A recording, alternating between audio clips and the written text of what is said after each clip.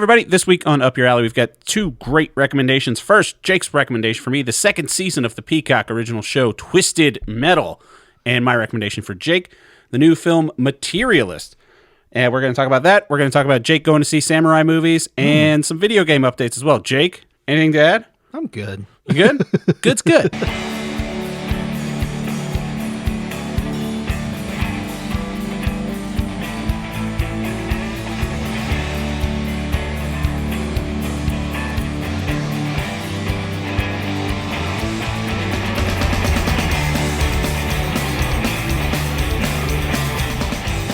Oh, we're back. Welcome back, everybody, to the show. Jake, thanks for coming back. Yeah. Sorry we were off last week. I got sick again.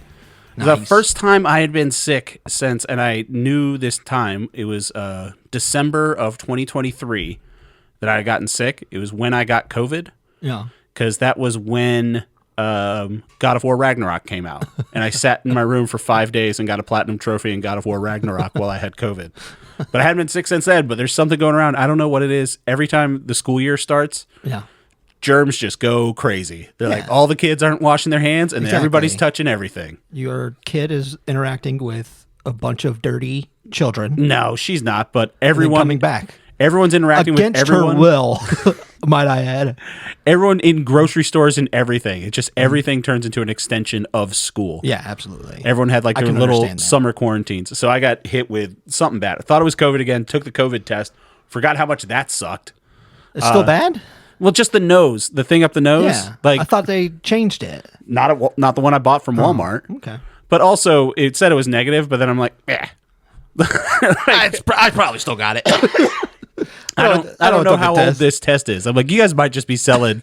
I don't know when they're making new COVID tests anymore. They might just be leftovers from 2023 that they're just still pumping out. I just like that you took a test and you're like, that test is wrong. It doesn't matter. Like I was sick. Could have just skipped the middleman. I was sick. That's COVID. But we're back now. But like we told you, like and subscribe and hit the bell notification so you can see when we're going to upload stuff. Because this will just come out and then we'll record the next one. Oh, that's right. When we record the next one. Absolutely. So sorry about that, but thank you for sticking with us. If it's your first time listening to the show, here's how it works. We talk about nonsense at the top, and then we get to our recommendations, which are, again, this week, Jake coming back a little volley back to me. Last year, I recommended the first season of Twisted Metal to Jake, which Jake was not enthused about going into it. No. But I told him, Jake, this show's really good. It's better than it has any right to be. That's the biggest surprise is there's magic happening in this show, and it's no one is talking about it, really. Yeah. It's a great show. I mean, like, people are watching it because it got a second season. Yeah. But it doesn't feel like it's getting the cultural appropriation. It's one of it's cultural. It's not in the zeitgeist. Yeah. It's not getting picked up. Yeah. It's not in the algorithms. I don't think it should be as big as Game of Thrones. No. Season 5, but it should be as big as Game of Thrones season 1. We'll get into it when we talk about it. But then also in the realm of movies that we talked about when they were in theaters, but we didn't see, but then they come out on streaming and we watch them then, we're going to talk about The Materialists too, which is a volley right back from me. Yeah, Jake recommended Celine Song's other movie, Past Lives, and this is her newest movie with Madam Web, Captain America, and Mr. Fantastic. You know what? Couple of superheroes. I think we love Dakota Johnson. Dakota Johnson. I think we like Dakota Johnson. Here's the thing. I've never not liked Dakota Johnson. The first time I remember Dakota Johnson in the zeitgeist was when she was really mean to Ellen DeGeneres. And that seemed to be a straw that broke the camel's back of everyone else coming out and being like, yeah, Ellen DeGeneres kind of sucks as a person. And everyone else that had ever worked for her was like, yeah, we need to start talking about this. So Dakota Johnson kind of led to that downfall, which is fun. I only remember hearing from her when she was in 50 Shades of Grey. Yep. And I had no interest in those movies, so I had no interest in her. I remember people being very upset about her casting in that movie. But I was like, I have no frame of reference for what this is, but sure. But then the Ellen DeGeneres thing, that's really funny. And then she did a house tour, and she was like pointing out how fake it was afterwards, because she was like, somebody just put limes like in this closet. Yeah. And I was like, I love putting my limes here. She's picking them up and stuff.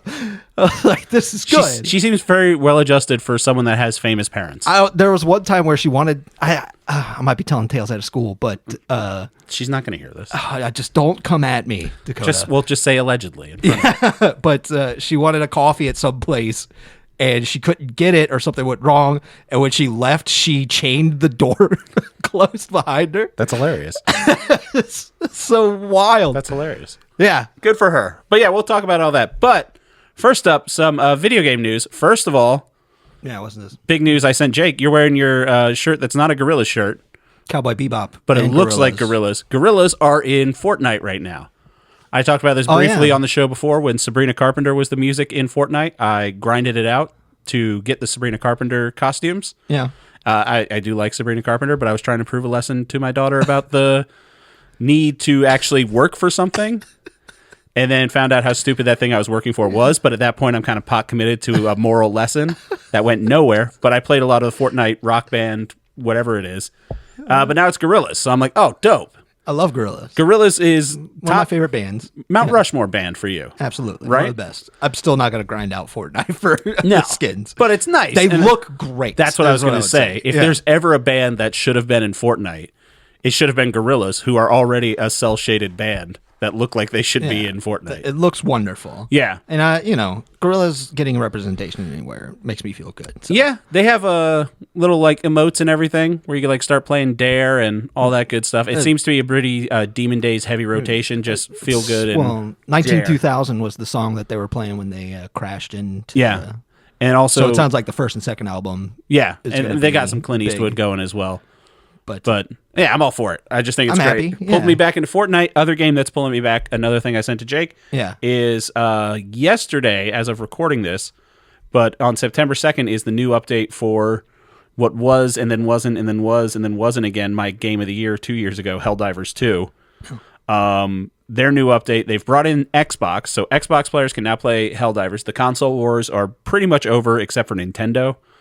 Just doing their own thing. Yeah, Halo's going to be coming to PlayStation. Gears of War is now on PlayStation. Helldivers is now on Xbox, so they're just kind of giving up. I think mostly from what I've gathered, Microsoft's kind of moving away from hardware and just kind of going more towards software and their little handheld Steam Deck thing. So yeah, that's awesome.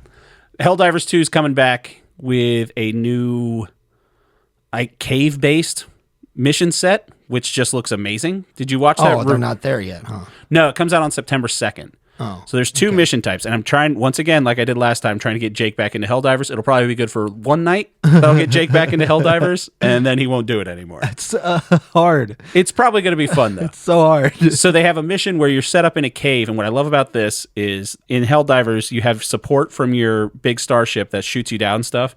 So with the cave missions, you can't get support because you're in a cave. It can't shoot things down to you. Oh. So you need to prep, and like one of you has to make sure you have a flashlight because it's going to be dark. You need everything you have, and then if you can find like holes in the cave system, then you can call things down to one special area. And it just looks cramped. It looks more like what was the? I didn't play the remake of it. Dead Space. It kind of looks like creepy corridor with monsters jumping out at you, which I'm all for. I did enjoy the zombie update. And then what I played. The other mission is basically Dune, where you have this giant oil extractor that's like the spice harvesters in Dune crawling across this desert world, and you have to extract the oil, and then giant monsters are coming out of the ground to try to kill you. So they're taking cave combat, and they have a Dune mode. So I'm just like, this looks fantastic, and Helldivers is officially pulling me back in again. My video game update. Oh, yeah? Is I beat Mafia Old Country. Yes. How many hours that take you? That probably took me, I wonder if I could just click on it and it'll tell me. Story's good? 15 hours. But for a $50 game. Yeah, $50. Yeah. It keeps the Mafia trope where it has a big open world that there's nothing to do in it. Yeah. Which is very interesting. Yeah. It feels like every time they have big ideas and then they just kind of don't do it. It feels like there's stuff too that they wanted you to do, like because you can like prep and stuff, grab which guns you want for before you go in. but it's never really utilized much. It's utilized maybe a couple times. The story's really fun. It's good. The acting's really good. That's what I like about it. Yeah, I've heard big praise for voice acting. Yeah. Did you play it in Italian? No, I didn't see that I could. I thought you were going to do it like Ghost of Tsushima. I wanted to, but when I was like choosing the language, it changed the UI language as well. Oh. So I was like, I can't get it the way I want it. You could figure it out. But it's all right. It's nice to listen to people do Italian accents while they're doing, we got to get back to America. And you're like, it's great. It's one of the few voices that is still really funny to do. But it's a very pretty game. Yeah. And, it was worth it. I would say wait for it to go on sale, and then it's definitely worth play. I can see it coming to PlayStation Plus in a couple months. Yeah, right. Yeah, I'll probably do that. The only reason I have the definitive editions of the other Mafia games is because they got super duper cheap at some point. Yeah. And it will, because it's not a first party game. Yeah. So. But it's great. I will say the feedback I've seen about Mafia: The Old Country is, and it's 100% just my algorithm, is people that are diehard Red Dead Redemption 2 fans be like, look how crappy these horses are. These horses aren't anywhere good as the horses we had. And I'm like, man, people just really stick to their guns. And there's enough internet out there. When you attach your personality to something, you feel like everything's attacking you. Yes, absolutely. It's wild. I know, but I love how that's a thing. Good for them. Good for them. I mean, good luck to you. There are Red Dead Redemption channels that have more subscribers and more views than we will ever have, so I can't really fault them for doing it. I mean, yeah, if you like something, that's great. There's enough internet out there for everybody. But it's wild that people like something so much that they hate other things. Yeah, that's part I never really... I don't really ascribe... I mean, I'm sure if you go back through the 130 episodes of this podcast, there's been something that I will say I hated because I like something else. But I don't know. It's not enough to make a YouTube channel about it. I don't... Unless this counts, in which case I did. And negate everything I just said. I don't think we're really anti anything on this podcast. And then there's a game I've been playing for over 24 hours. Oh, boy. It's called Dead Zone Rogue. Really? And it's on Steam. I don't think you'll ever be able to play it. Probably not. But it's a roguelite first-person shooter. And I don't know the story because I keep skipping it because I don't give a shit. But it's really fun. You just pick up guns, you blow up everything in one room, you get perks. Like, Nice. Grenades do more work. But for some reason, I'm addicted to it because they're like, here's some challenges. And they play for a half hour, get the shit kicked out of me at the very end. I'm like, we're rolling it back. And it's kind of like a Firebreak? Yeah, no. It's not mission based like that. Not mission based like that. Okay. It's just get through 30 rooms. Gotcha. And things get increasingly harder, but you get more perks and better weapons. And gotcha. I've been playing it nonstop for some reason. It's exactly what I wanted when I sat down one day and I was like, I want to play this type of game. I want to play a game that's a little slower paced, but I get guns and I can shoot things, and I don't have to worry about a story that much. And everything just feels good. And they're like, here you go. Perfect. This just came out 2 days ago. And I was like, oh, this is the one. All right. So I want to hear about your thing, your Samurai Cinema. So you went and saw, what's the name of the movie? Lone Wolf and Cub. Lone Wolf and Cub. So this was, we had talked about a while ago when we did first the Ghost of Yotei big reveals. And then last time when you had me watch 13 Assassins. Yes. They're doing a big showdown of samurai movies that are inspiring Ghost of Yotei. Yes. And they are doing, well, yeah, you know the list. Ron. Yeah. Zatoichi, which I already made you watch. Lady Bloodstone. Lady Snowblood. Snowblood. Which is also fantastic. Bloodstone was Rebel Moon. But no, that was Blood Axe. I got that wrong, too. Yeah. That's the Blood Axe. Bloodstone is a Marvel character from Werewolf by Night. Man. Yeah. There you go. Werewolf by Night. A lot of blood going around. That's a good one. Yeah. But I wanted to see Lone Wolf and Cub because that's a great one. And seeing it in theaters was awesome as hell.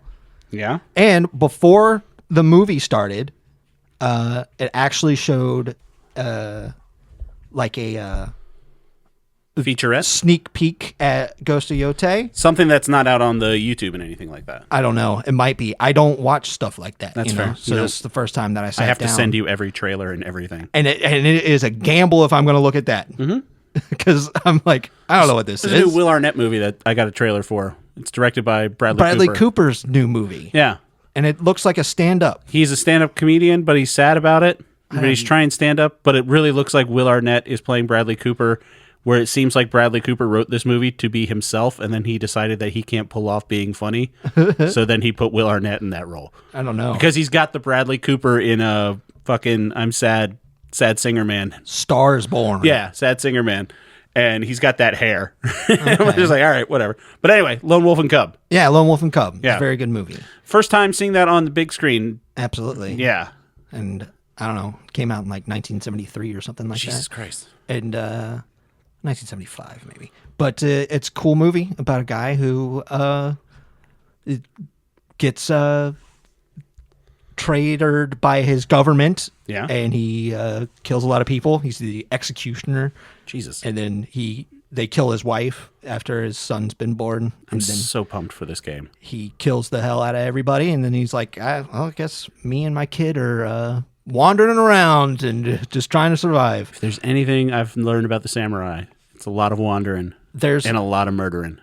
It's a manga as well. Mm-hmm. And I read that. And I didn't know that came out first. From the 70s? Yes. Wow. Right. I thought it was the other way around. But I like the manga a lot. I honestly didn't know they had that back then. But I guess we had comic books, so it makes sense. Yeah. Did it look similar to modern? No, it looks really good. I mean, they all look good to me. But you know what I mean? It doesn't have that aesthetic. It's got it's a different approach, and it looks really cool. Does it look like Western-style comic books from the 70s? No, it doesn't look like that. But it does. It looks in that. a little more simplistic. You might enjoy it, actually. Yeah. But my favorite part in the manga is he's traveling in the cart with his kid, and highwaymen come out, and they're like, give me your money. And he just takes his kid. Is that how they talk? Absolutely. And he just takes his kid. like Borat? And he throws his kid at the highwayman. Well, that'll put anyone off their They game. go, oh my God. They catch the baby, and he runs over, and he slices the dude dead. And then the other guy is like, you're a terrible father. And he turns around, and he slices that guy down too. And he's like, you don't tell me how to raise my kid. Good stuff. Throwing children at bandits. But God, I'm jazzed about Ghost of Yotei. I don't understand the Miike thing. I guess they're trying to make it look more like 13 Assassins, period, because they're like, it's gonna be a closed-in camera with more blood and more blood. And it's like, cool, okay, that's cool. But I didn't know. I thought the lo-fi beats thing was gonna be a gimmick thing. But then it told me that it's got the director of Samurai Champloo, Which I don't know what that is. a really good anime, very good. Something that's a standout on that anime is its music. The music is so good. Yeah, so I forget the guy's name, but I had it written down at one point because I looked him up on Spotify. But I listened to some of that Samurai Champloo stuff. Yeah. That lo-fi hip-hop, it's good when it, It's good. Yeah. you just put it on in the background. Like I Absolutely. asked the robot to play it every now and again. And it's just nice background music. Sounds like a good idea if they're just going to be wandering around, picking up achievements and Yeah. stuff.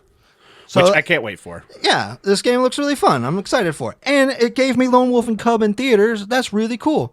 Oh, you know what Toxic Avenger did that I just read about? Is that out yet? No, it's not out yet. But its last thing that it did for publicity? Oh, with Liquid Death. No. Oh, it did stuff with Liquid Death, too. That's great. DC official spokesman of Liquid Death. But they paid off $5 million in medical debt. Did they really? Yeah. That's awesome. That's awesome. John Oliver did something like that a while ago. Yeah. And apparently you could buy it for like 2 pennies on the dollar because money's fake and debt nobody isn't cares. real. Yeah. And who gives a shit? It just affects poor people, so why do I care? If you just don't pay bills, and this isn't legal advice, but if you just don't pay bills for a while, they'll be eventually like, can you give us some money? It's like, I'm going to give you a lot less money. Especially if you're rich. Yeah, because money's not even real. I was thinking about that because a rich person will embezzle like $4 million, and they're like, "All right, we're gonna fine you $40,000." Yeah, and I'm not gonna pay that. He's like, "All right, well, you just owe me a lunch. Right? How about that?" And then he's like, I'm not gonna do that. He's like, "Okay, well, I'll pay for lunch, but you're coming with me." And then you get to be president. It's fun. Yeah. Let's talk about. Is there anything else we want to get into? No, Metal Gear Solid Delta, that's not out yet. That'll be out the day that this podcast comes out. The more I see, the more it's not interesting. Last I heard is that its performance isn't even that. I heard the performance isn't good on PC. That's sad. Yeah. It's just not necessary. Can we hear the dog on the podcast? Oh, yeah, you can hear him. I can't tell if it's my headphone or not. I'm pretty sure I can hear him because I don't think I can hear him from here. He's a bad dog.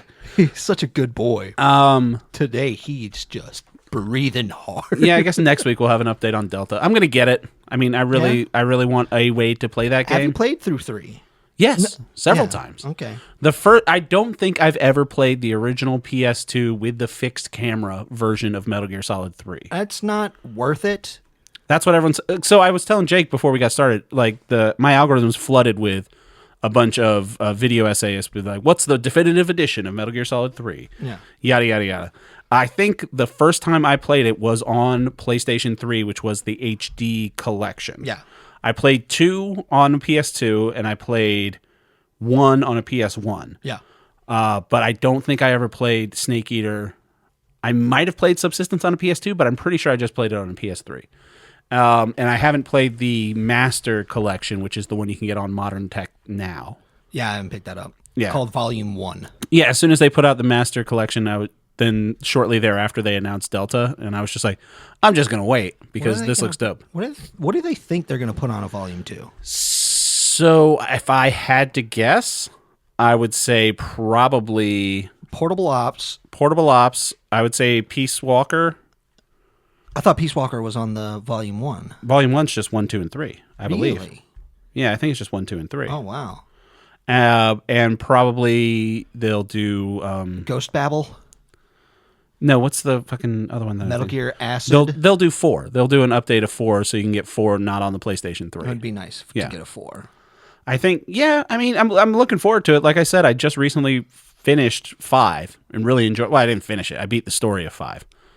And 5 is the next one canonically after 3. So they don't need a remake of that. That's, still plays like a top of the line game. Play. Yeah.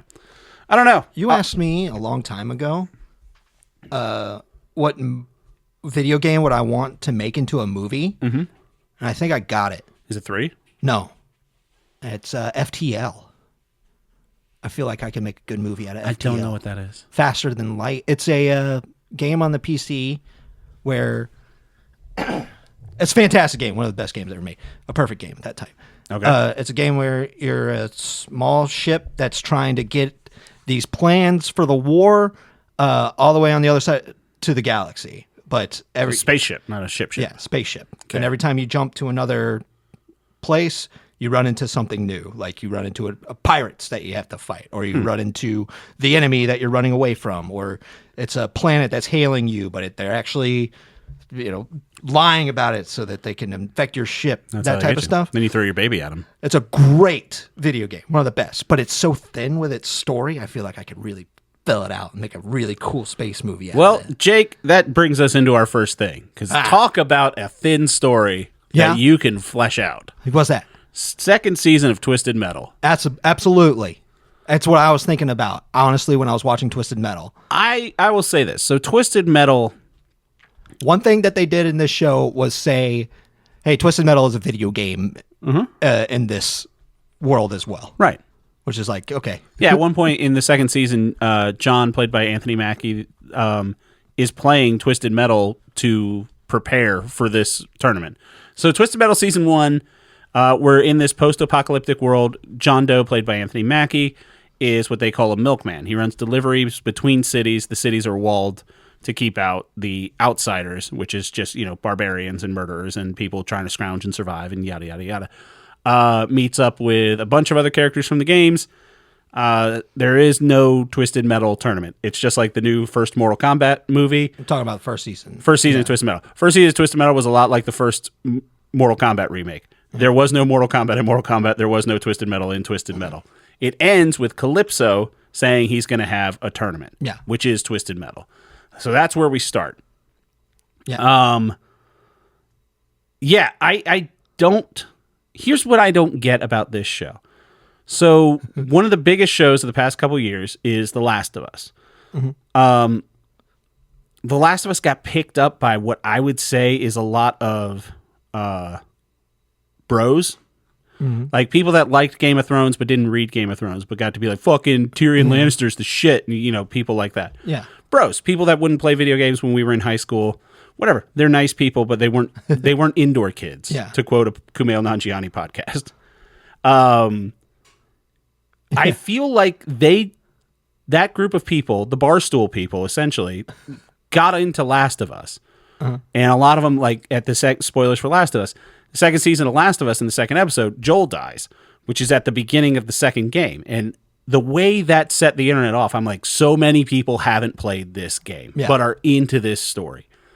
I do not understand, because that generation of mid-30s to early 40s bros, everyone with a fucking PlayStation played a Twisted Metal game. They were ubiquitous. It was a party game. It was something you could play with your friends while you're spending the night. It's fun. You're driving around in cars. You had missiles. It was sort of... It feels like it was almost a pack-in with the PlayStation. It was like a grown-up... It was a grown-up Mario Kart. But it was Mario Kart with violence and flamethrowers. It was just the battle mode from Mario Kart. The story was everyone... It's just like any fighting game. Everyone has their thing. The whole premise of Twisted Metal is Calypso will give you a wish. Twisted Metal 1, 2, 3. There was Twisted Metal 4. Twisted Metal Black was with the PlayStation 4. PlayStation 2. PlayStation 2. 3. No, PlayStation 2. It was PlayStation 2. Black, yeah. That's when they tried to do a gritty reboot. It was still a fun game. Like, I don't think any of these games aren't what they are. And it was that doesn't make any sense. But they aren't like trying to... It sold a lot. Like, it even had other combat vehicle games that were made. And it never tried to do the thing... You remember when on the N64 they made the Mortal Kombat Mythologies? Yeah. The Sub-Zero thing? Oh, that's coming back out. Is it? Yeah. I understand. They're re-releasing that. But game... They never did, like, Twisted Metal Sweet Tooth Tales. We're going to take a little tangent here. Go for it. That's what this is. Sub-Zero Mythologies. I really like that game. I'm sure you did. It's a piece of shit, and it's really hard to play. It's built on the Mortal Kombat 3 engine? Yeah, basically it plays like that, but... It's a side-scrolling beat-em-up. I have a great time. It's very unforgiving and, like... right. buggy, but I don't know. I had the strategy guide for it, and I was just having the time of my life trying to get through that damn game. Yeah, I've been playing through the Mortal Kombat 1, the DLC that is out now, the Chaos Reign, where it's like a new story. Yeah. It's fucking fun. Like, I'm so jazzed for a new Mortal Kombat movie. But back to my point. Absolutely. Yes. I don't understand why everyone that remembers Twisted Metal at least a little bit from their childhood isn't watching this show. That's such a good question. This show is great. Yeah. It's great. And another show that just came back, Peacemaker, where it's a universe that you kind of know. In Peacemaker, it's a DC universe. In Twisted Metal, it's fucking Twisted Metal. I'm sure there are as many people that have a faint knowledge of the DC universe as there are people that have a faint knowledge of Twisted Metal. Mm-hmm. But it's violent, it's vulgar, it's well acted, it's got big names in it, like Stephanie Beatrice and Anthony Mackie. They're not no one. Ah, Stephanie Beatrice, so she's great. She's so great. She's in fucking Encanto. Anthony Mackie is still killing it. Man. He's so good. That's the thing. He's Captain America. He's so in the Marvel universe. He's having the time of his damn life. He definitely looks like he's having more fun doing this than he did in Captain America: Brave New World. There's so many times in this show where I was like, "This is stupid." Yeah. And then it pays off, and I was like, "That was great." Yes. When he finds the Babysitters Club books, yeah, I was like, "That's stupid," but then he's like really into it to the point where he finds weed. Yeah. But it's hollowed out the next book of the Babysitter's Club, and he's like, God damn it. He's like, I don't know who Abby is. That's the thing. It takes this world serious enough to where it's believable. Yeah. And there are, in the second season, there are supernatural elements. Like, it gets into that. Yes. Like, the first season's kind of grounded, and it didn't have, like, too many big supernatural things. Yeah. If any, I don't think from the first season. No, but the second one, you have Mr. Grimm, who's sucking people's souls out of their face. Well, that does a good job. Yeah, how far have you watched into it? I've watched every episode that's out. Okay. All 9. They showed that are out right now. It's just in his head. Yeah. I like that because I was like, oh, come on. Like, that's way too out there for me. But then they had that cut where you just see him standing there and nothing's happening. And right. He's just going, la, la, la, la. But it plays into that. Like, the show isn't trying to make it, it's not trying to keep it super grounded. It's not trying to, I hear what you mean. It's not trying to Christopher Nolan Dark Knight this. It's like, no, this is a real universe. Well, Axel drinks gasoline. Right. And he was worked on by a mad scientist. One of the funniest episodes was when they discover Axel. If people don't know, Axel is a gigantic, jacked black guy whose hands are in the axle of giant monster truck wheels. He is the axle of 2 wheels. And it turns out the guy was experimenting on him, and Anthony Mackie and Anthony Mackie's character's sister were just talking to the guy that's experimenting. He's like, is this like a race thing to you? And he's like, no, it's not that at all. Like, I can see how that, because he comes in and he's like, and I'm going to work on you, and I'm going to work on your sister. He's like, you just do this to black people? And it's like, oh, no. I can see how you see that and would think that. Fucking hilarious. And Anthony Mackie is such a funny, like, he can be like the funny weird guy, like play into it and really play up the character. Yeah. He can be the straight guy with all this. He could be the, for lack of a better term, like, what the hell is this sort of guy? Because he's still the amnesia guy. Yeah. And like, that's a trope that's played out all over the place. Yeah. It's fine. I'm not saying that it's a bad thing. But the way that he approaches it it's refreshing. Well, the amnesia is just the way to make it so he's the character that the audience can look into this world. But now he's learning his sister now, and he's like, I don't feel anything. And he's like, what is that? And he's like, that person you knew, he's dead. He died. Yeah. And I'm new. I'm John Doe now. I was like, this is fun. This is good. Yeah. This is good. And it's so well acted. These characters are great. Lisa Gilroy as Vermin. Fantastic. Yeah, she's great. Man, dude. Speaking of which, did you watch the season finale of Game Changer? Samalama Ding Dong? Samalama Ding Dong. God damn it, they put on a show. They're so good at what they do. They are really good at what they do. I'm so happy that God bless them. Comedy is legal again. They get my $7 a month. Good for them. That was so good.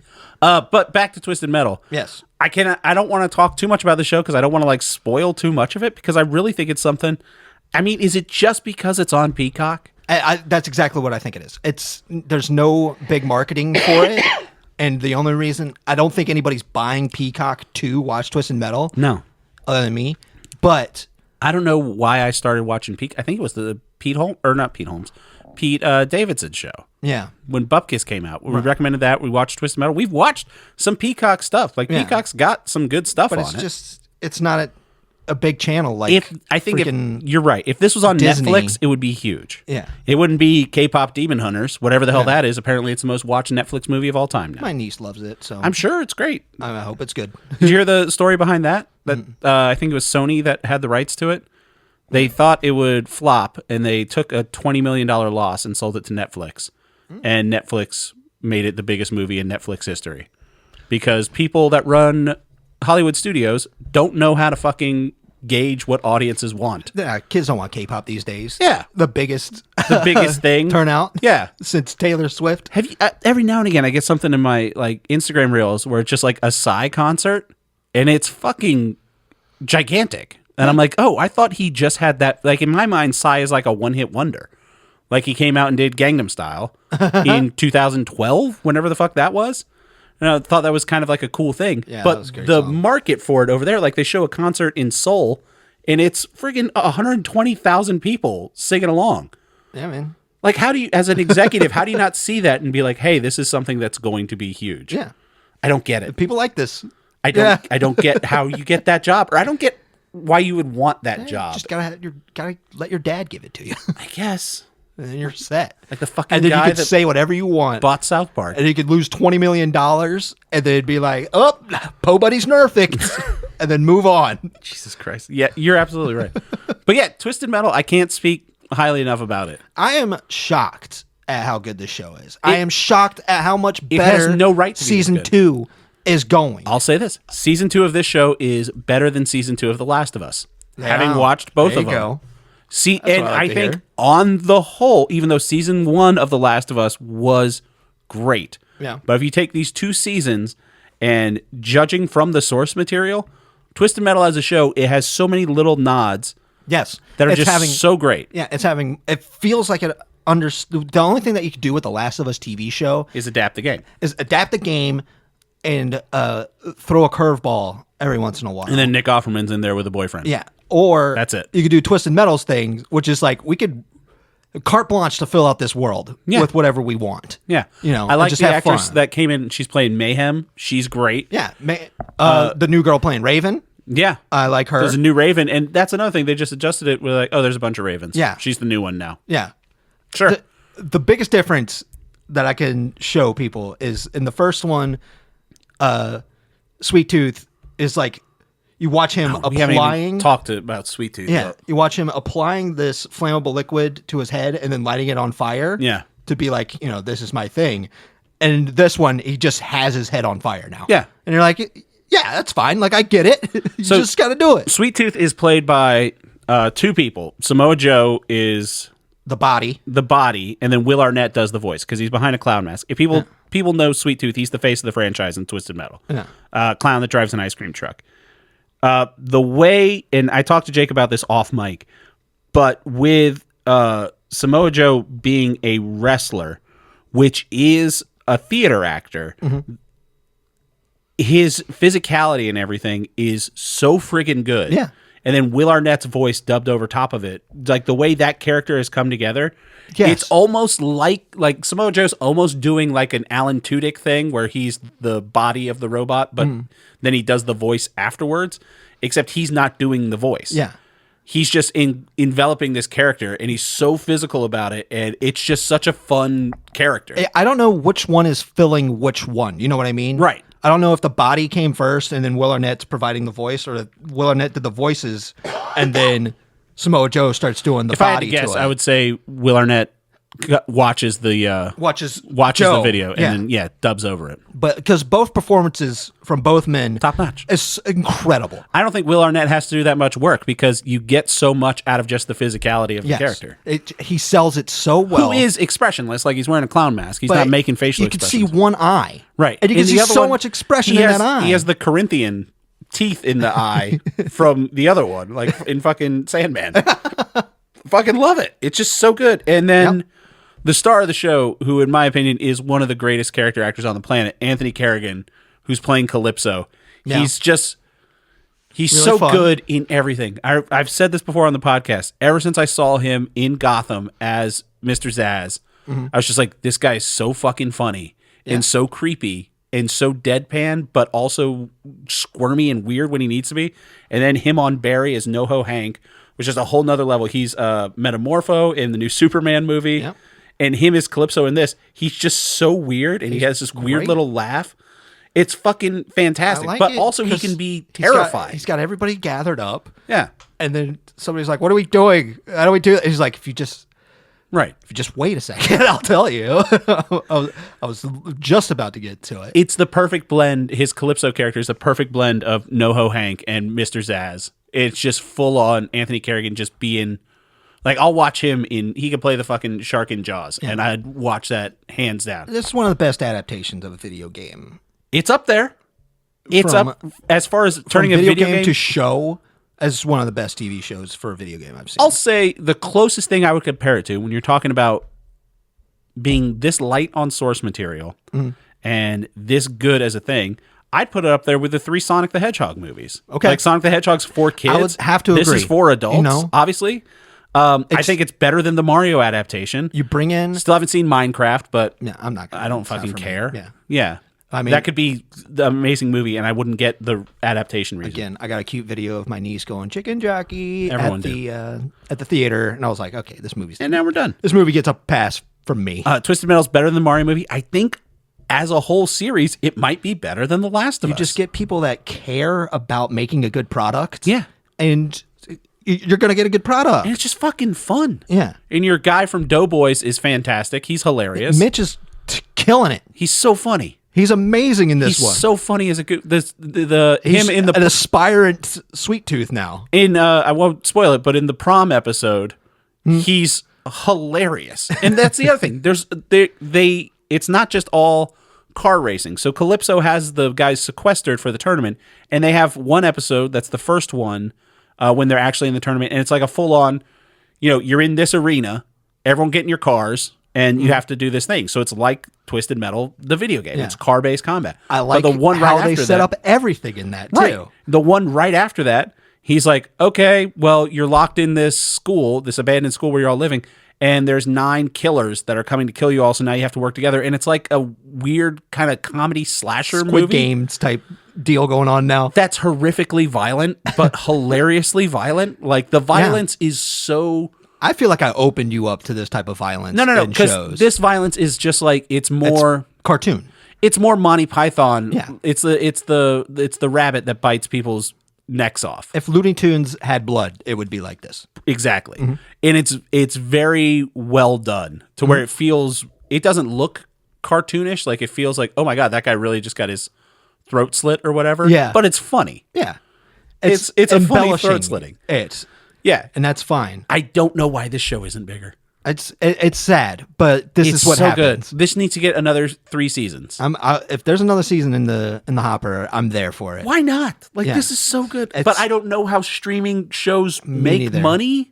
I mean, like, how do you get Anthony Mackie into this show? He's Captain America. He seems like such a big star to me in my head. He's literally Captain America, and he's here, right, giving it his all. No, he's giving it more than he gives some shit. Yeah. I've seen him kind of phone it in. I watched Bucky and the Winter Soldier. There are some parts of that stuff where he's like, this is contractually obligated by Disney that I have to do this. Some of Captain America Brave New World, you could tell where he's just like, all right, this is a fucking green screen. He's not doing this. Yeah. And so much of this is like, him so there taking a shower because he wants to be secret to his security guard friend, the captor guy. Yeah, and he's like, get it here. He's like, what are you doing? And I will say this: there are some times where the budget shows. Like, there's one time where Quiet's driving. You're like, oh no, she's gonna crash, and it just cuts to the car, but clearly parked next to the tree. Yeah. And you're like, all right, but that's a budgetary thing. I would rather you don't want to. Yeah, I would rather you do that than pay money to CGI in a shitty looking car crash. I got what was going on. You can tell where the budget is. Like there's a part where they're driving down an airport tarmac and it's just a whole bunch of cars going full blast with like the colorful confetti rockets going off. Where you're like, really cool. They put some fucking money into this. It's great. It looks really cool. I don't know. I guess it's just Peacock. I hope this show doesn't die. It's a 3, right? Of course it's a fucking now 3. We're talking. You knew that when you recommended it. But it's wild to me that season 1 was way better than I thought it was ever going to be. It had so much better. And then season 2 was like, oh, we hit our stride. We get it now. This is the best video game show on TV. Okay. That's what I would agree. I mean, absolutely. Off the top of my head, I think that's right. Yeah. I don't think there's anything else. I have a clue. I'm saying this is the one that I'm watching. I'm saying it's better than The Last of Us. But it's so much fun. It's so good. Yeah. And it's something else, like it's 30-minute episodes, so you don't have to sit down and watch, and it's not going to be sad. Some episodes just feel like Monster of the Week type shit, and that's exactly what I want, man. Yeah. I just want to have a good time. It's so good. Anthony Carrigan's fucking great. I love Anthony Carrigan and everything. Absolutely. You didn't watch the new season Peacemaker, but it's also very good. I have no doubt. I need to watch the first season. Not 100% sold on the new dance at the beginning, though. Oh, I have no clue what you mean. It was the opening credits was a dance to the song "Do You Really Want to Taste It" by Wigwam, and it was great. It was one of those entry or opening sequences that you're like, I'm never going to skip this. It's great. The new song is it's by Foxy Shazam. Yeah, it's James Gunn. He picks fun, cool songs. He's got great taste in music. I can't argue with him, but I don't know. Maybe it'll grow on me, but I like it. It's fully into the new DCU. Like Nathan Fillion and I forget the girl that's playing Hawk Girl, but Hawk Girl's in it as well. And Sean Gunn as Maxwell Lord. And then whoever Michael Ian Black's fake Tucker Carlson character, he's in it too. But it's fucking great. Like, all right. James Gunn doesn't make bad stuff. No, he doesn't. I mean, it's just he made a TV show, and I don't know, find it really hard. I will say this. Okay, so Twisted Metal was really easy for me to get into. Yeah. Once it got its hooks into me with zero lore. I mean, there's lore, yada yada yada, but everyone gets to make a wish. No baggage like to I am sad that we don't have the cop character again, and I'm we fucking forgot. Letterkenny's Stewart. Yes, yes. I was wondering if you noticed. Yeah, because he has on a balaclava, so you can't see his face. Oh, it's not balaclava. That's a gimp mask. It's a full-on gimp mask. You could just hear it in his voice. That's Stewart. I forget his name, but he's in the Preachers, who in the first season was Jason Mantzoukas, who gets killed, and then his resurrection is a baby. Yeah. And Stewart's driving the baby around, and he's fucking hilarious. That's so great. It took me a minute to listen to it because in my head I was like, "Is that And then he said something where I'm like, oh, it's that fucking Skid from Letterkenny. I don't know why they didn't get both of them. They should have gotten Rolf in there. Oh my God, that would have been funny. That would have been too much. All right, but yeah, Twisted Metal, fantastic. It's on Peacock. Fucking yeah, everyone watch it. Write your congressman and tell him how great Twisted Metal is. Give it a shot. Yeah, I wish it was easier to watch. Wherever that PBS money went, give it to Twisted Metal. You have to log in. Good. Remember when you just turn on television and you just watch stuff? Remember? Old man Jake's Remember when you just turned on TV and then bam, you're watching something? Yeah, it's so good. Now you got to log in. I wonder if Peacock will get bought out by someone. Disney. And then you have to turn on your Disney TV, watch Disney. I could see this going in like Netflix or something like that. But I will say, I forgot to mention this about Peacemaker. One thing that's really weird. So Peacemaker was in Superman, and everyone's kind of saying like, oh, this is the follow-up to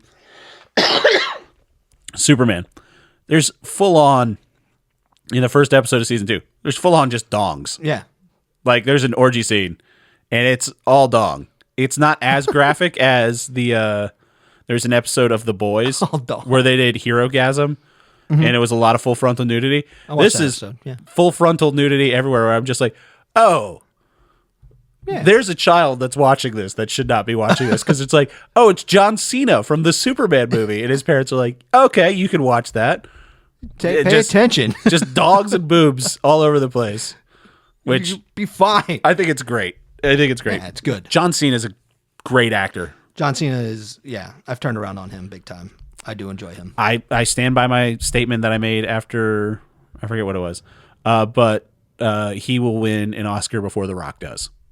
I don't know. Smashing Machine's coming out. He's not going to win an Oscar for that. That's going to be a tearjerker. It's Oscar bait. He's not winning an Oscar for that. It's Oscar bait. But, I mean, Michael Orr is really cool. I understand. It should be. He looks a lot like him. I'll tell you. I'm hoping it's a good movie. Out of wrestlers who's going to win an Oscar before either of them is Dave Bautista. Yeah. Because he's a better actor than either of them. Did I tell you watch Naked? Oh, no, never mind. Naked Gun? Yeah. You told me about Naked Gun. Cool. Because I asked you if it was appropriate for me to take the kid to, and you were like, There's scenes in there where you're going to be like, I just don't want to be in the theater next year. That's fine by me. There's simulated sex scenes, and it's way more graphic than like the Austin Powers ones. Way more graphic. Fair. They're trying to baste a turkey, we'll say. Yeah, pass. It's hard great. Pass on that. It's so funny. Speaking of basting a turkey, let's talk about Materialists. Good job. I don't know if that segue counts. Rich people eat turkey. They do. So, follow-up film from Celine Song. Yep. Our second Celine Song starring Celine Song movie. Our second Dakota Johnson movie. Yep. Matt and I wasn't a wreck, but we watched it. We watched it. It's part of our lore now, because I'm pretty sure me and you were the only ones that walked away being like, I'm happy I saw that. Yeah. I liked it. I was happy. That Nazi Sydney Sweeney was in it. Nazi. That's one of my favorite things. Good genes. Perfect example. Like when we're talking about executives that don't know what they're doing. How many people watch that Sydney Sweeney jeans thing and no one was just like, do you guys think? They knew exactly what they were doing. They're doing that on purpose. It's not even. And they were doing it like, oh, what do you mean, guys? There's nothing there. It's so fucking dumb. We're talking about jeans. It's like bully type stuff. It's like, oh, I didn't say jeans, did I? It's J-E. I'm not touching you, am I? How can I get in trouble? It's that shit. And those people are running everything. Yeah. Well, speaking of terrible people, Materialists. So, Dakota Johnson is a matchmaker in New York City, baby. Yeah. Down on her luck, she can't find love. But she doesn't want love. She's just going to be by herself. And the next guy she marries is going to be rich. Yep. And that's going to be all she needs. She'll be happy. Just some rich guy. Marriage is transactional. She's at one of her clients is getting married. Mm-hmm. She's at that wedding. Client's having a little bit of cold feet, and she just walks in like a fucking hostage negotiator to the bride. I love the scene. She was just like, really good. She's like, give me 5 minutes with her. Yeah. And here's the thing. I thought this movie, if I hadn't have seen Past Lives, I don't think I would have appreciated this movie as much because it would have come more out of left field. If you just see the poster for this, it's like Chris Evans looks like a schlub, but he's the most handsome fucker on the planet, but apparently he's a grubby guy. He doesn't have money. I guess. Dakota Johnson, she just can't find. And then there's this rich guy, Pedro Pascal, who's in every movie now. And looking handsome as hell. And he's in the second worst TV video game adaptation. Last of Us. Not anymore. He's dead. Oh yeah, that's right. I was like, Game of Thrones has. But if you just saw that poster, you would think this is a romantic comedy. You would think this is like a How to Lose a Guy in 10 Days, something like that. Mm-hmm. The fact that I saw Past Lives, more of a cornball comedy. Yes. Yeah. Or more just like, well, she just can't get it together, and she has to pick this. Blah, blah, blah. Like she's too uptight. If this movie had come out, if that poster was in 2006, it would have been Dane Cook as Chris Evans and someone else as Pedro Pascal. Like Dakota Johnson pushing Chris Evans in the face away, or like they're both trying to she's giving a kissy face over to Pedro Pascal, or they're both trying to get in a door and she's leaning up against it, and kind of smirking. Yeah, but man, we're good at this. We should run Hollywood. Let's go back to 2010. Here's the deal: we both need $1 million. We're going to cancel the rest of this, and we're going to make more Twisted Metal. Yeah, money, please. But it's not that movie. No. And you know that from the scene where she comes up and talks to the bride, and she's like, she has this great scene with the bride. The bride's crying. She doesn't want to get married.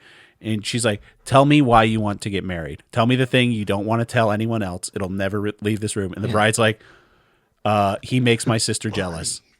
He makes my sister jealous. Yeah. And that makes me happy. Yeah. And then she's like, okay, now you're ready to get married. I was just like, ooh, shit, this movie's a little bit dark. It was like, why? She says, why does he make her jealous? Why do you think that? Right, because he's taller than her husband. He makes more money than her husband. He's better looking than her husband. How does he make you feel? And he's like, he makes me feel valuable. Yeah. And he's like, that's nice. Yeah. And she's like, yeah. It was like, are you ready to get married now? She's like, yeah. Yeah. So from jump, Dakota Johnson's just... I didn't think that was dark at all. I thought that was really sweet. Well, okay, she could be dark was the wrong term. It was more realistic than a slapsticky, Yes. It was an actual... rom-com. It was trying to be an honest portrayal of talking about being in love with somebody. So, and then at the wedding, she runs into Pedro Pascal, who's a rich motherfucker, and he's handsome. And he's walking up to her and just being like, hey, I heard you're the matchmaker. I heard your little spiel, when you were talking to brides and getting their numbers. The way that before you even see him, he picks up his name tag on the other side of the table, and he walks over to Dakota Johnson's seat and takes the name right next to hers and just throws it away. And then he's sitting next to her, yeah. And he says, what are you drinking? And then a drink just plops down right in front of her. She says, beer and a Coke. Which is a weird thing. Yeah. Is that a thing? Yeah, sure. I guess. Shave and a haircut. Beer, Coke. But then a beer and a Coke just shows up in front of her. Yep. So the beer's like half full. So I'm like, is she mixing it? I think it's like he even knew her better. Is it like a shandy type thing? She was like, I'm going to have half a beer and a Coke. Oh, I took it as it was like a shandy when you do like a lemonade and beer or Sprite and beer. Yeah. But I was also confused while I was watching. Regardless, that's not important. The point is, Chris Evans brings it to her. Yeah, he's like, hey, buddy. He's a cater waiter. Yeah. And he's like, oh, I know what you like. Yeah, he's like, hey, buddy. And it's been years since we've seen each other. Turns out they used to date. And he's out smoking a cigarette in the alley. Did you not laugh at that? Because her and Pedro are flirting pretty good with each other. Oh, they're making eyes. He was about to order a drink for her, and then that's when Chris Evans shows up, and she was like, it's been so long, and she gives him a lingering hug. You can tell while there's Pedro's just watching. And I was history. Like, this is hilarious. Yeah. I've been in that awkward situation on both sides, and it's wonderful. Yeah. So I really like this movie. Mm-hmm. I liked it better than Past Lives. Wow. Maybe it's because it was a little more closely. I mean, sure, it's closer to home. Yeah, it's more my life experience because I wasn't an immigrant. Yeah, I mean, I came from Florida. That's not that just bad. As bad. Right, but if I probably would have. It might be worse in South Korea, but if I had someone like when I was 7 years old in Florida and moved away and I might have. That never really happened to me. Everyone has that feeling of lost love, misconnections, yada, yada, yada. I get that. This is a lot more of what I can relate to. Yeah. Of like seeing people move on while trying to move on yourself while being pulled back in another direction. I thought it was really well written. Yes. I was a big fan. Well, before we get into spoilers and stuff like that, what'd you think? I really liked it. I didn't like it as much as I like Past Lives. I could have told you that. But I thought it was great. I thought it was a great movie. 3? Yes, it's a 3. It's a 3 by the end. The whole time I was watching it, I was like, this is a 2. But by the end was when there were some really good speeches, some really good interactions, and I was like, this is a 3. This is really sweet. I think it delivers. It became so sweet. On everything that it sets up. Mm-hmm. I think the character development is great. I love Dakota Johnson's character. Yeah. She's just great, very realistic. She got hurt big time. Then she blamed herself for a lot of it. And she blames herself for a lot of stuff in her life. Yeah, there's a subplot. So, light spoilers going on. There's a subplot where a woman that she sets up on a date gets assaulted. Yeah. And the woman, a guy that she thought was great. Right. And she talks to the guy afterwards, and he was even like, oh, yeah, it went great. I'd love to see her again. Yeah. Then she gets a call, like, the cops are like, yeah, she got assaulted. Yeah, he's like, you can't contact her. She's suing the company. Because she was assaulted. And Dakota Johnson obviously takes that shit personal. She went. Yeah. Yeah. And, like, that's hard. That's a harsh thing to see. Especially when, like, she's approaching it as just pure systems, pure analytics. Stats. Yeah. It's baseball. To her, yeah, it's just matching people up with the exact numbers that should be matched up. She's moneyballing people. Yes. And so she thinks that this is how marriage works. You just find somebody that you can be with that's good for you. Yeah. She says it at the beginning, which is kind of like bookends the movie really well. Mm-hmm. Is she says, because somebody was like, how do you find love? And she's like, that's the easiest thing. The hardest thing is, not being in love as soon as you are in love. And I was like, wow, that's like really cute. That's a cute ass thing. Yeah. She's like, so I'm just here to help you find somebody like that. And I'm going to find them doing this. Yeah, I really like that when she's interviewing people.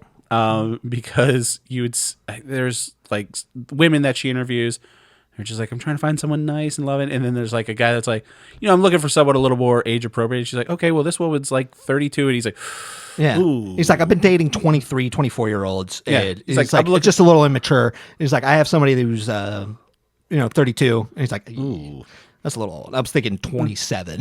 Like 27's probably the max. So I was like, oh, that guy's a piece of shit. He's like, well, I have this other girl. She's 31. He's like, yeah, I want to stick with late 20s. Yeah, like I guess I never did the apps or anything like that, but I know that there's that's kind of what they're trying to say, right? There's this, like you're trying to build off of what you think you want in somebody. And based on quick bullet points about everybody. Another subplot of this movie is all the women are saying, like, it's a meme at this point. It's like you got to be 6 feet tall. Yeah. I'm 6 feet tall. Yeah. That's fine. You're 6 feet tall. Like, I short kings out there, God bless you. It seems rough, the way this movie paints the picture. There's a great part in this movie because they're talking about it at the beginning where there's a surgery that you can get that makes you taller. Yeah. And he brings up where he's like, if I was this tall, I don't think I would ever be able to come up and talk to you. Right. And then she says, I think you would have done it.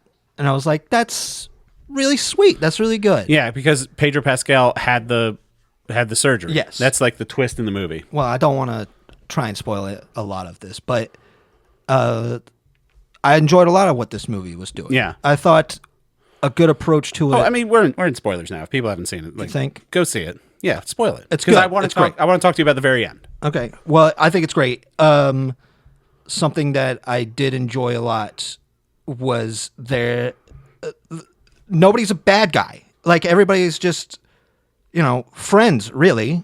Dakota is friends with both Chris and Pedro. Yeah. Like, they have these rough conversations, but since they appreciate each other, they try their best not to just be insulting to each other. Like when she finds out about the surgery, she finds the scars on his leg. He gets embarrassed and he gets angry. Mm-hmm. And so he like gets up real quick and he puts on his pajama pants and he tries to go back to sleep. And then he can't sleep, so he gets up and he goes to the kitchen. Mm-hmm. And he's like, trying to calm down about it. He wants to confront her because he's like, does this change anything about us? Because they started to go steady. And that's when things start to break down. And she's like, I just don't think we're in love with each other. I don't love you, and I don't think you love me. Yeah, she kind of felt that her bullshit about it being transactional and something, she kind of like sees through that, and she's like, maybe it's not. Yeah, she's because like, maybe on paper I don't want they were this. a good fit. Yeah. He's a fucking billionaire, handsome dude, and rich, and that's all she really wanted. Yeah. And she sees through the bullshit on people. Well, she was lying to herself. Yeah. Well, she really thought that that's what she wanted because she went through the ringer. Being poor sucks, and especially being poor in New York City, that has to suck even more. Yeah, but I do like how they went and saw Chris Evans play because Chris Evans' whole deal is he's still trying to be an actor. Yeah. It turns out they were dating like not 10 years. 10 years ago. Yeah. Was it 10? Yeah. Yeah. Because they said it's been years. He's 37 now, and he said we were in our 20s last time you were here. You're right. Yeah. And so yeah. I think good on him being a 37-year-old character still trying to break into acting. That feels good. Listen, he's too handsome to still be trying. There's moments where he's just being a friend to her. Like, he still has feelings for her, and he confronts those, but he's like, there's one time where she calls him, even though she's dating Pedro, because she just needs to talk to a friend about this stuff, and Pedro's not going to understand. And so he's like, yep, I got time. He's like, tell me what happened. He just sits down on the sidewalk to listen to her talk. Yeah. I was like, that's a good friend right there. There's a part where she's letting Pedro down, being like, I don't love you anymore. Or like, I don't love you, and I don't think you love me. He's like, so what am I supposed to do? And he's like I said, you're a unicorn, and I can help you still. You know, this is my job. Yeah, and by the end, like, says that, he's going out on a date with exactly. And she didn't, they still care about each other. As a friend, they wanted to do this stuff. There's another moment where Chris and Dakota run off. I wish I could remember their names. They run off. Important. They crash a wedding, and they get close, and they're kissing. And that's when Chris runs away, and he's like, I want this, but as a friend, I have to make sure. It's like, is this something that you want? Yeah. And I was like, this is a good friend again. This is good stuff. So what I really liked about there's a scene where they go and see Chris Evans play with she's dating Pedro Pascal. You see who was written and directed by that play? No. Celine Song. Oh, okay. That's fun. But it reminded me of the scene at the bar at the end of Past Lives. Mm-hmm. Sure. Where, and I mean, both of these movies kind of similar in that way, where it's one girl trying to find a way. I mean, Celine Song, she says she writes what she knows. Yeah, she's navigating two men, and right. Her so it's them. Very similar to Past Lives in that way. Mm-hmm. I think this one I might have also liked it better because at the end she goes with the person that I think she should be with. Yeah. In Past Lives, I don't think that was as clear cut as who she should be with. Yeah. And that's what I think I like about it. Or maybe not should. In Past Lives, it was more of who she wasn't even sure who she wanted to be with. If this was a romantic comedy, she would be whisked away. Right. And then gone with. So she ends up with Chris Evans at the end. Mm-hmm. But then she also says she quits her job. The last shot of the movie is them in Central Park. She said she'll call you. That's what I wanted to ask you. Yeah. Because I actually had, since we had time off, I had my mom watch this as well. Yeah. She likes the more standard rom-coms as well. So I needed to talk to someone about this movie, Jake, because I was sick. Yeah. So she thought it was good. She thought it was a little dark. Yeah. It's not her cup of tea, whatever. Right. You want a schmaltzy. I asked her the last thing because she gets offered the job to run the dating agency or whatever. Yeah. And she's like, well, how much is paid? And the person's like, however much you want. Yeah. You can name your the figure and name you got your my price. Back. Yeah. Do you think she took the job? I would say she would if she wanted to. Because Chris Evans is still... Well, no. If there was another 30 seconds on that movie, do you think she would have taken the job? I would say it would be something like 6 to 8 months down the line. They're working out how to live, and she either is saying, hey, we're living pretty comfortably off of my salary, or she's saying, maybe I should give that agency a call again and see what they got for me. I think she takes it right away. I think the last words of that movie when Chris proposes to her is it, would you like to make a terrible financial decision with me? Yeah. A financial investment with me? He doesn't say you want to make two. Yeah. Well, because now they're together. Right. So it's their financial. I understand how commingling finances work. Yeah. So to me, it's open up to actually being about where do you want to go with this relationship more than it's like how comfortable do you want to be? Yeah. Because in my head, she takes it, and then there's a fun sequel where Chris Evans is a stay-at-home dad. In my head, that'd be great. Chris is discovered and they don't have to worry about money that way. He's so handsome. Exactly. He's so handsome. All I'm saying is it's open now that the future is them together rather than them apart. I really like Chris Evans too. I think he's broken away from the Marvel mold pretty well. I think he did a good job in this movie. Yeah. I think Pedro Pascal was amazing in this Pedro Pascal is pretty great in everything. But I think he had a lot more to work with. I think he had a lot more. There's a shot where Pedro Pascal like admits that after he got the surgery and he crouches down because she's like, how much did you get at it? And he's like 6 inches. Yeah. And he like crouches down and gets like low and he has this super like vulnerable look on his face. Yeah. Like almost like a little kid. Like, why would anybody talk to me when I was like this? And he's just such a good fucking actor. Yeah. And he could play the charming, confident guy, but also have that vulnerability. And Evans, That's too. what I'm saying. That's what I'm saying is what I love about this is like, I didn't go out of this being like, oh, don't go with him. Don't go with Pedro, Dakota. He's going to break your heart. Right. I was like, as long as you're true to yourself, you're going to find the right thing. Yeah. And like, that's what they did. And everybody's just open and communicative.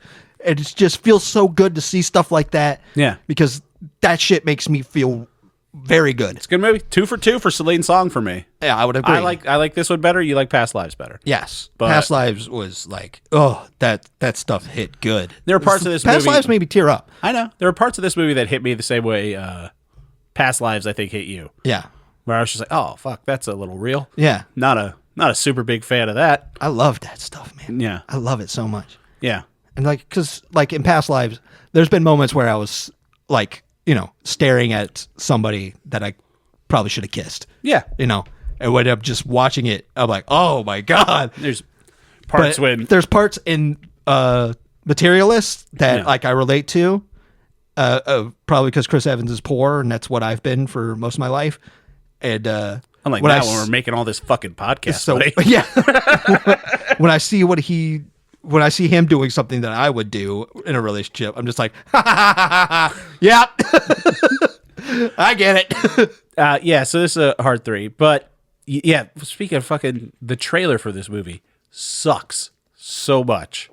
Really? Yeah. It looks like it's trying to set up to be that rom-com. It's playing fucking Material Girl by Nirvana, or not Nirvana, but Madonna, like in the background of the trailer. It's just like, she's